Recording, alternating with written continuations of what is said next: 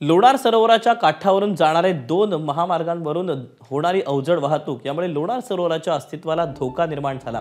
अवजड वाहतुकीमुळे सरोवराच्या काठांना मोठे धक्के बसू लागलेत। यामुळे या काठाचं मोठं भूस्खलन होतंय। एबीपी माझानं बातमी दाखवल्यानंतर जिल्हाधिकाऱ्यांनी बातमीची दखल घेतली। भूस्खलन होत असलेल्या भागाची पाहणी करण्यासाठी एक पथक हे जाणार असल्याची माहिती जिल्हाधिकाऱ्यांनी दिली आहे।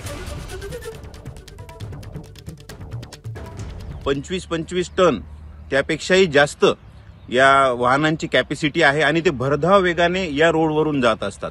त्यामुळे हे जे आत्ताचं कंपन होऊन काही भाग ढसळल्याचा आपल्याला दिसत आहे, तर तो आणखीही ढसळू शकतो। यामुळे या रस्त्याचे वळण मार्ग होणे खूप गरजेचे आहे व या वळण मार्गाचे कामही चालू आहे, पण ते खूपच संथ गतीने चालू आहे असं आमच्या निदर्शनात आलेलं आहे। तर या कामाला चांगली दिशा मिळावी व लवकरात लवकर हे काम पूर्ण व्हावं व आपल्या लोणार सरोवराची क्षती आपण टाळावी व वळण मार्ग लवकर करावे अशी आमची मागणी आहे। धन्यवाद।